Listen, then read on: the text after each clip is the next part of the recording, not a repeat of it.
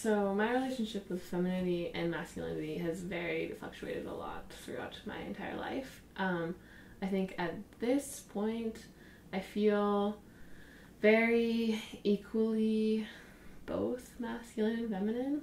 As far as my appearance goes, I really enjoy masculinity a lot, and the aesthetic of it, and so I go for that, but I feel like that doesn't always bleed into like parts of my personality or ways of being or energies or ways of being with other people. And I feel like that's more of a feminine, that's where my femininity comes in more. To be cisgender is to be on the same side of the spectrum for your biological sex, for your gender identity, and for your gender expression. And for me, I have like 2 out of the 3. I don't specifically tell people that I identify as genderqueer. I use the pronouns she, her, and hers. I think genderqueer can mean a lot of different things to a lot of different people, and I don't feel like I have a typical gender. I'm not gender conforming. Somebody could look like me and identify as male, like a trans person or a male or whatever, and so just by looking at somebody, you never know how they identify until you ask them. And it doesn't matter what their voice sounds like. It doesn't matter what like little things they do. Like you cannot know how they identify until you ask them. So that's one of the things that makes it so hard for people that, especially that are somewhere in the middle of this gender spectrum, is that people don't ever ask you how you identify your gender ever. And so people are always assuming things about you all the time.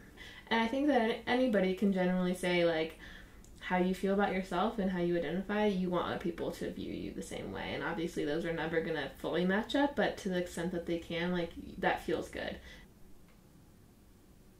I used to get extremely anxious about being misperceived, or especially being read as male. Now at this point, it's happened so many times that I've kind of gotten used to handling it. But again, then I came up with specific strategies for how to not be misperceived, and also being really aware of the space that I'm in and how people are going to perceive me based on that. So for example, one of the spaces that I always get really anxious in, which is really interesting, is when I'm in line to order food because people call you sir or ma'am, and so when I hear people using gendered kind of ways of speaking to people, I immediately are they gonna make a mistake with me? And so then I always make sure that I speak before they speak so that they can hear my voice. I do this every single day, like all the time still. When you live in a gender conforming world and you're a gender non-conforming person, you pretty much always feel that awareness all the time.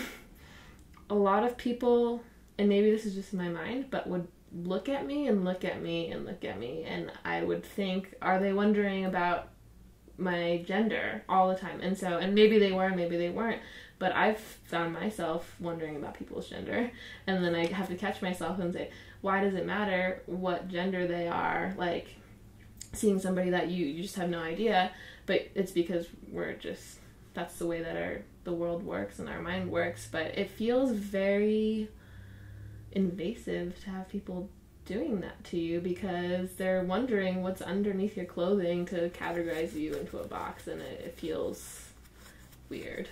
I think people think it's just natural to be ladylike or to like feminine things or to act a certain way when it's obviously taught. There's this weird assumption that it's just natural that's what's natural, and that something's wrong with you if it doesn't come naturally. And people are policing it and saying, oh, that's wrong, that's wrong. So you don't necessarily are taught when you're doing a gender conforming thing, but you're taught when it's spoken about, or people will say something if it's a gender non-conforming thing.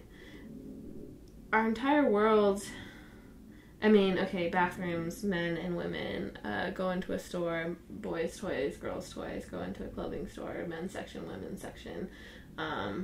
It's everywhere. And so then, because it's everywhere, people don't see it because they're in it and they're breathing it.